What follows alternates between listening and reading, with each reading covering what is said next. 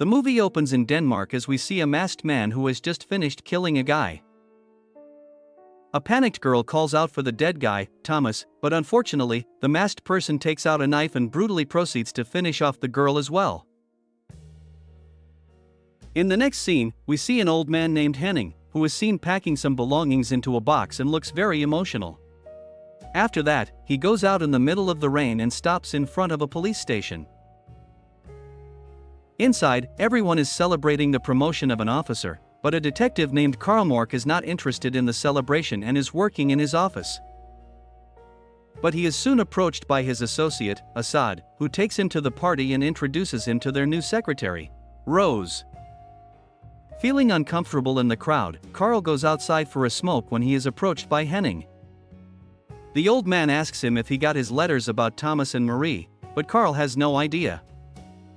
Henning pleads with him to look into his case, but Karl says he will look into it when he has time and walks away.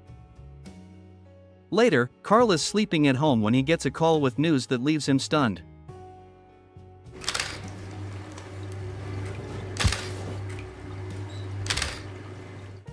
Karl finds the old man lying in the bathtub, dead in his apartment, and it turns out he has taken his own life. Another officer reveals that Henning is a former chief inspector, but he quit sometime in the 90s after the murder of his twin children. It turns out the old man has left behind a box addressed to Karl's full name and department, which explains why he got the phone call. Next, Karl takes the box to his office, where he and Assad begin diving into the case. It turns out Henning's twin children, Thomas and Marie, were murdered many years ago after Marie was assaulted. The case was solved after a local boy named Bjorn the Gerson turned himself in, but Henning didn't believe this and continued investigating, due to which he was forced to retire early. Karl decides to investigate this case, and the first lead is Bjorn, who only got 5 years in prison. Karl reveals how Bjorn's attorney was a guy named Brett Krum, who has only worked for insanely rich people throughout his career. In the collection of documents, there is a picture of several students at a school, and a girl's face is circled. The scene then cuts to 20 years ago, where we see the same girl, Kimmy, who attends the elite boarding school, where only rich people get in. Kimmy is a loner who spends most of her time alone and has no friends. Over lunch, she hears some girls talking about a handsome boy named Ditlev, whom Kimmy seems to like, and he also shows interest in her. Eventually, Kimmy starts hanging out with Ditlev and his friend, Ulrich, and the boys bring her to meet Bjorn, who turns out not to be from their school. They often hang out in the woods and indulge in various teenage mischief, such as drinking alcohol and smoking. The scene then returns to the present, where Karl and Assad manage to find the older Bjorn and question him about his involvement in the murder of Thomas and Marie. Karl questions how he managed to afford such a high-profile attorney, considering he comes from a poor background. Bjorn reveals how his parents took out a mortgage that had to be paid for a lifetime, but Assad notices that he has a luxury car, which is suspicious. So, Bjorn tries to justify it, saying he earned it from stock trades, which the officers don't believe. Later, Karl contacts the police department and it turns out everything checks out about the mortgage and the stock trading. But Karl still doesn't think Bjorn, who was high on mushrooms that day, managed to kill 2 fit people by himself. The scene then cuts to an older Dybbuk, who receives several pictures from a man named Albert. It turns out Dybbuk's wife, Thelma, is cheating on him with a guy named Frank, which disappoints Dybbuk a lot. He then gets a call from Bjorn, who informs him that the police came by to question him about the old case. Meanwhile, Karl and Assad return to the police station, where Rose is also seen working on the same case. She reveals that in one of the pieces of evidence, it is reported that the police received a call from a woman named Kirsten an hour after the incident. Kirsten turns out to be none other than Kimmy, so Karl asks his underlings to find out about this woman's whereabouts. Elsewhere, Dybbuk calls Ulrich and tells him that Thelma is having an affair, so the two decide to meet immediately. Later, the duo sits in a car and consumes drugs, while Dybbuk reveals that Henning killed himself, after which the police went to question Bjorn, who is now deeply paranoid. Moments later, a man who turns out to be Frank exits a nearby building, so the duo doesn't waste any time and approaches him while wearing masks. Dybbuk brutally beats Frank down and leaves him bloodied, before they eventually drive away from there. Elsewhere, Carl arrives home with all the recordings from June 12, 1994, the date of the tragic incident. He eventually finds Kimmy calling the police while crying and informing them that 2 people are dead. Later, Carl brings the recordings to Assad and Rose, who reveal that they tried to find Kimmy, but she has been missing for a long time. She doesn't have any address anywhere, and all they have is the address of Kimmy's stepmother. The scene then cuts to an older Kimmy in a children's park, where we see that she has been living like a homeless person. She is then approached by her only friend, Tina, who turns out to be a prostitute. Elsewhere, Carl and Assad meet Kimmy's stepmother, who reveals she hasn't seen Kimmy in the past 20 years. It turns out Kimmy was an extremely difficult child, and they didn't even have a good relationship.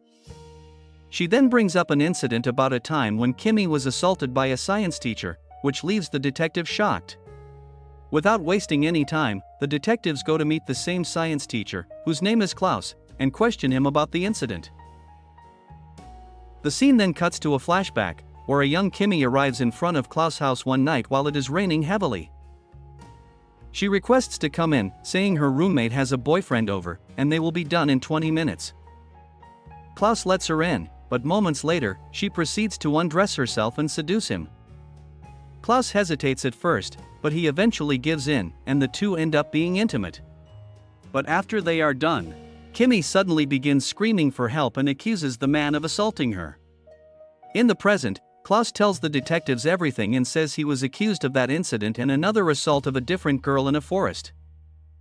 However, since the school is attended by the elites of Denmark, they couldn't afford the scandal and covered everything up. Klaus was just dismissed, but to this day, he can't understand why Kimmy did such a cruel thing to him. The scene then cuts to Diet Low and Ulrich, who are hunting with their other elite friends, and the attorney Bent Kram is also there. He informs Diet Low that the police department is looking for Kimmy, which leaves both Diet Low and Ulrich worried. The scene then cuts to Kimmy, who is seen walking on the road when she notices Alberg approaching several people and quickly hides. Later, she approaches the people and finds a poster, which reveals her old picture, showing that Alberg was actually looking for her. The panicked woman immediately returns to her hiding place, where she cradles a bag and hallucinates a young Ditlev. Meanwhile, Carl and Assad arrive at the forest, where a girl was hooded and assaulted by masked people 20 years ago. The girl reported hearing at least 2 giggles, one of them belonging to a girl, and this was the other incident Klaus was accused of. The 2 men walk through the woods until they finally reach Griffinham boarding school, which only has Sundays off. Upon returning to the office, the detectives continue the investigation and learn that, in addition to Thomas and Marie, many students experienced violence while studying there. They call the survivors who are still alive, and the bizarre thing is that they were always tortured on Sundays, and the perpetrators wore masks. Rose then uncovers further information, saying that Kimmy used to date Ditlev, who is now a big businessman. So, without wasting any time, the detectives go to meet Ditlev at his home. They then ask him about Kimmy, and Ditlev admits that they dated for a few months, but she was very toxic and violent, so he eventually had enough. Carl then asks Ditlev about Bjorn, and Ditlev says he knew the guy, but what he did was very horrible. Meanwhile, Assad approaches Thelma in the kitchen and proceeds to chat with her and observes that she seems scared. Later, while the detectives are leaving, they are shocked to see a picture of Ditlev, Ulrich, and Bent Kram on their hunting trip, which makes them very suspicious. Not long after, Carl gets information that an old classmate of Kimmy saw her a few days ago at the central station. Assad immediately heads there and asks everyone about Kimmy while showing her picture from high school. He soon returns to the office and informs Carl that they are not the only ones looking for Kimmy, as another person has been asking about her for the past 2 days, and apparently she has a prostitute friend named Tina. Meanwhile, Alberg finally finds Tina and approaches her to question her about Kimmy. Elsewhere, Kimmy is in her hideout cradling her bag when she hallucinates Ditlev again, but it turns out to be Alberg, who immediately attacks and tries to kill her. However, Kimmy manages to overpower him and runs away before she reaches Tina's place for safety. Here, she finds some drugs around and also Kimmy's missing poster, which makes her realize that Tina is the one who ratted her out. Tina claims she was just trying to help Kimmy, as the guy claimed they were old friends. She soon dies of an overdose while a distraught Kimmy just watches her in shock and despair. The scene then cuts to a flashback where we see a young Dietlu, who has stolen his dad's gun, teaching Kimmy how to shoot. They are soon noticed by Thomas, who turns out to be Dietlu's prefect, so it worries him. Later at school, Thomas questions Dietlu why he brought a gun to the school and calls him an idiot. Upon hearing this, Ulrich grabs Thomas while Dietlu throws a ball at his face until the poor guy begins bleeding, and orders him not to tell about the gun to anyone. Kimmy notices this, and she also kicks Thomas several times to impress her boyfriend, Dietlu. In the present, the two detectives arrive at Tina's place to interrogate her, but they find the poor woman dead. Carl then notices Kimmy's presence and immediately chases her until he finally manages to corner her at a dead end. Carl places his gun down as a sign that he does not intend to hurt her, but Kimmy still attacks him with a pipe. The injured detective then reveals that he is police and wants to ask about Thomas and Marie's deaths, but Kimmy tells him to leave her alone and runs away. Later, the officers arrive at Kimmy's shelter, which is now empty, but they find something shocking there: the remains of a fetus that appears to have been dead for a long time. The scene cuts to a flashback, in which a young Dietlu tells Kimmy that he has been failing his science exams because of that bastard teacher Claus, and that he wants to get rid of him. He thus sends Kimmy to sleep with him and accuses him of assault afterward, and although she is reluctant at first, she eventually agrees. This makes Dietlu very happy, and we also see that Kimmy and Dietlu regularly become intimate, which eventually results in Kimmy becoming pregnant. In the present, Carl is in the hospital for his injuries, and Assad reads the hospital report from June 16, 1994. It turns out a girl came running into the emergency ward with signs of being beaten and assaulted, but she wouldn't say her name or who had hurt her. She was 4 months pregnant, but the child had already died, so when the doctors prepared for an abortion, the girl ran away. Carl is then stunned when he realizes that June 16th is precisely 4 days after the deaths of Thomas and Marie. Meanwhile, Kimmy goes to a club with a very different look and tries to charm Alberg, hoping he won't recognize her. They head to his office to have some fun, but it turns out Alberg is already aware of her identity and knocks her down. He then grabs a gun to finish her, but she stabs him with a knife and manages to seize the gun. Kimmy forces him to climb over the balcony while asking who he works for, and Alberg admits it is Dietlu. And then she does this.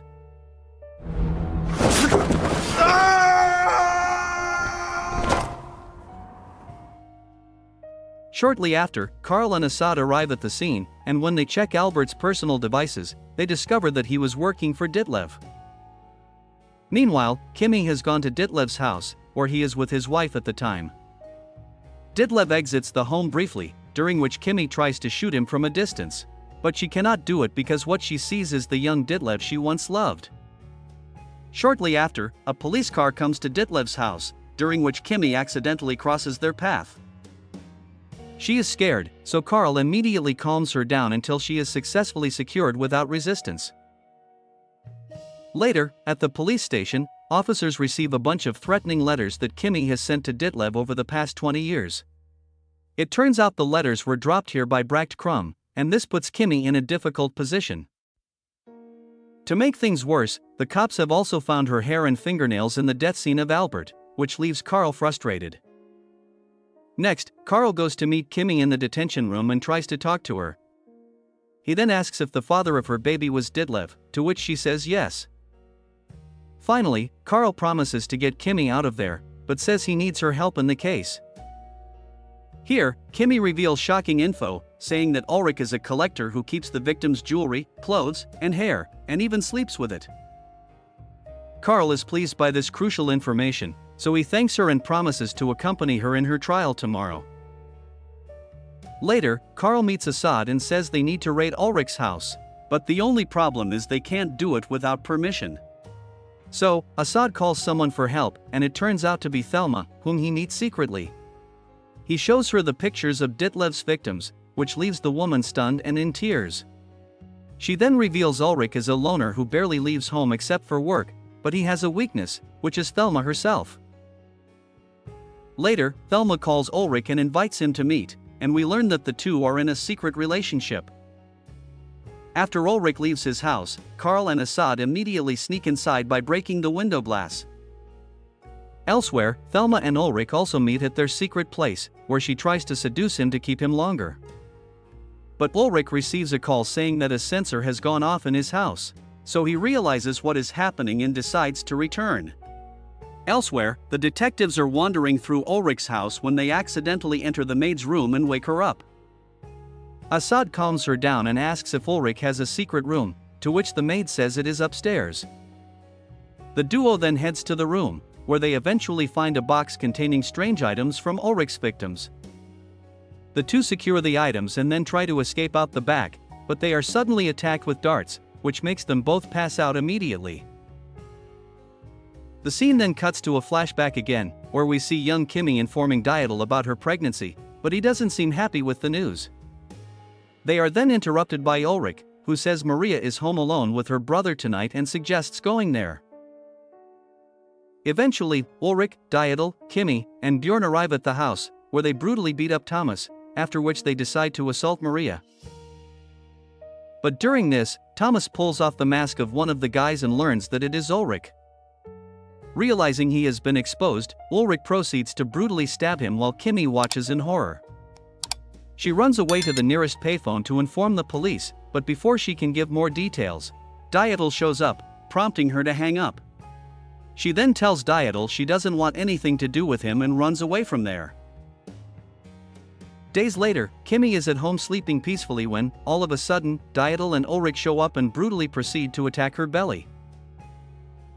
She somehow jumps out of the window and heads to the hospital with blood all over her, revealing that the anonymous girl from 20 years ago was none other than Kimmy.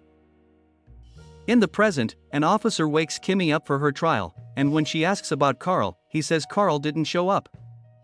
When he tries to handcuff her, she easily beats him up and escapes from the prison. Meanwhile, Karl wakes up in a room filled with wild animals in cages, and a man drags him away. Outside, Ulrich and Dietel are planning to make the two detectives drunk and have them drive recklessly, causing them to fall off a bridge and making it look like an accident. Meanwhile, inside, the man proceeds to force Karl to drink a large amount of alcohol to make him drunk. He then leaves the room for a moment, during which Kimmy suddenly shows up and kills him with a hammer. She then puts her hand in Karl's mouth so that he vomits all the alcohol he had drunk. Kimmy also notices Ulrich's rifle collection and immediately takes a weapon. Moments later, Dietel arrives and finds his man dead, and soon the whole place becomes dark, followed by gunshot noises. So, Ulrich, who is outside, also grabs a rifle from his car and enters. Meanwhile, Assad rubs the knot on his hand until it finally comes loose, then rushes to help his friend as well. Next, the detectives grab guns from nearby and prepare for a confrontation. Moments later, Kimmy finally manages to knock Dietel down. At the same time, Ulrich manages to shoot Karl, but before he can fire another shot, Assad appears and shoots Ulrich dead on the spot. Elsewhere, Kimmy pours gasoline over Dietel, preparing to burn him, right when Karl shows up, so she fires a shot to stop him from coming closer. An emotional Kimmy tells Dietel that she loves him, and he calls her princess, but she fires a shot at the fuel, causing a spark, and the fire quickly engulfs Dietel. But in a shocking turn of events, Kimmy also steps into the same fire, and Karl tries to stop her, but Assad pulls his friend away before the fire consumes the entire building. Sometime later, Karl is in his office when a news report on TV reveals how a 20-year-old murder case has finally been solved and the culprits are none other than two big businessmen, Dietel and Ulrich, helped by their attorney friend Brent Crumb. Rose is seen clearing the wall of case files while Karl remains lost in deep thought as the movie comes to an end. Thus, we reach the end of this movie. Thanks for watching. If you like the movie, support us. Don't forget to subscribe for more movie recaps. See you in the next movie. Goodbye.